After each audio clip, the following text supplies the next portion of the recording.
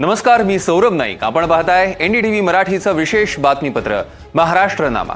महाराष्ट्र सरकारनं सर्वसामान्यांच्या हितासाठी नेमके कोणते निर्णय घेतले, कोणत्या योजना राज्यात राबवल्या ज्यामुळे राज्याचा चेहरा मोहरा बदलतोय, याची माहिती आम्ही तुम्हाला या बातमीपत्रात देणार. पुण्याजवळील चाकण येथे ब्लू एनर्जी मोटर्सच्या ईव्ही ट्रकचं अनावरण मुख्यमंत्री देवेंद्र फडणवीसांच्या हस्ते पार पडलं. मालवाहतूक क्षेत्रातली ही ईव्ही क्रांती पर्यावरणाच्या दृष्टीनं अत्यंत महत्त्वाची असल्याचं मुख्यमंत्री म्हणाले.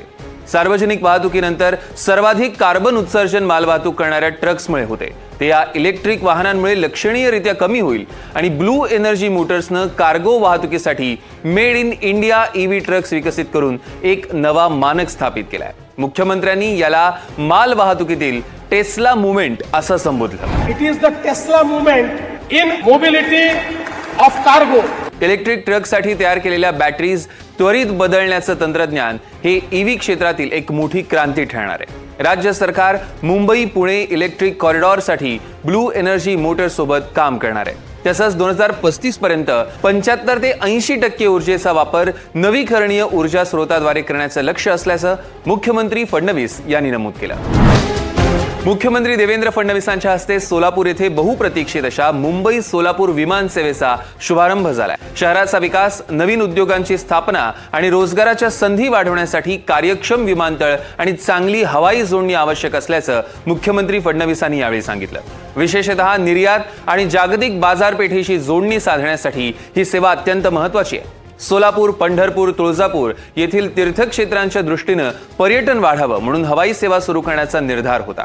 पंतप्रधान नरेंद्र मोदींच्या उडान योजनेअंतर्गत व्हायबिलिटी गॅप फंड तयार करून मुंबईशी ही थेट जोडणी शक्य झाली आहे. मुंबईशी जोडलं गेल्यामुळे सोलापूर आता संपूर्ण जगाशी जोडलं गेलंय असं मुख्यमंत्री म्हणाले. विमानसेवा सुरू झाल्यामुळे सोलापूर येथे आयटी पार्क उभारणीचा मार्ग आता मोकळा झाला असून यामुळे मोठ्या प्रमाणात रोजगाराची निर्मिती होईल असा विश्वास त्यांनी व्यक्त केला. यावेळी केंद्रीय राज्यमंत्री मुरलीधर मोहोळ, मंत्री जयकुमार गोरे, मंत्री प्रताप सरनाईक यांच्यासह अनेक मान्यवर उपस्थित होते. पुण्यातील शनिवार पेठ परिसरात उपमुख्यमंत्री अजित पवार यांनी तानपुरा मेट्रो पुलासह विविध विकास कामांचा आढावा घेतला. नव्यानं बांधलेल्या पुलासह दुसऱ्या सुरू असलेल्या पुलाच्या कामाची पाहणी झाली. पाहणी दरम्यान नागरिकांशी संवाद साधत त्यांच्या समस्या जाणून घेण्यात आल्या. नदी परिसर स्वच्छतेसंदर्भातील सूचनांवर तात्काळ कार्यवाहीचे निर्देश अधिकाऱ्यांना दिले गेले आहेत. तसंच कुंजीर चौक आणि पिंपळे सौदागर परिसरातील वाहतूक, रस्ते, अतिक्रमण आणि अव्यवस्थित पार्किंगच्या तक्रारींवर तातडीनं उपाययोजना करण्याच्या सूचना या संबंधित विभागांना देण्यात आल्या. मुख्यमंत्री देवेंद्र फडणवीस यांच्या हस्ते घाटकोपर येथील माता रमाबाई आंबेडकर नगर आणि कामराज नगर झोपडपट्टी पुनर्वसन प्रकल्पाचं भूमिपूजन संपन्न झालं. सुमारे 45 वर्ष कठीण परिस्थितीत जगणाऱ्या या रहिवाशांचं स्वप्न आता साकार झालं असून हा प्रकल्प ऐतिहासिक असल्याचं मुख्यमंत्री म्हणाले.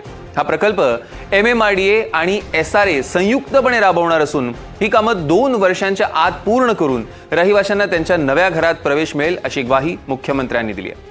झोपडपट्ट्यांनाही क्लस्टर पद्धतीनं विकसित करून सगळ्या सुविधा पुरवणं हा सरकारचा उद्देश आहे आणि यासाठी मंत्रिमंडळ बैठकीत मुंबईत क्लस्टर पॉलिसी लागू करण्याचा निर्णय घेण्यात आला.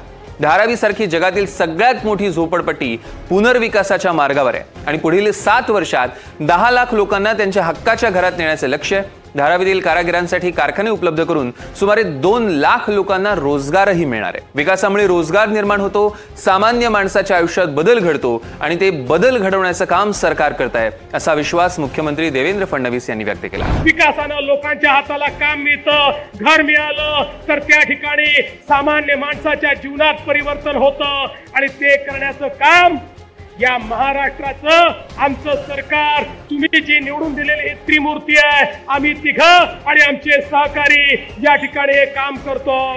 त्याचप्रमाणे उपमुख्यमंत्री एकनाथ शिंदे यांनी सांगितलं की रमाबाई आंबेडकर नगरचा पुनर्विकास व्हावा यासाठी गेली 15 वर्ष प्रयत्न सुरू होते आणि त्यास देवेंद्र फडणवीसांच्या काळात गती मिळाली आहे आणि आता हा प्रकल्प MMRDA राबवत असल्यानं रहिवाशांना दर्जेदार घरं वेळेत मिळतील आणि पुढील 3-4 वर्षात 17,000 कुटुंबाचं आयुष्य उजळून निघेल.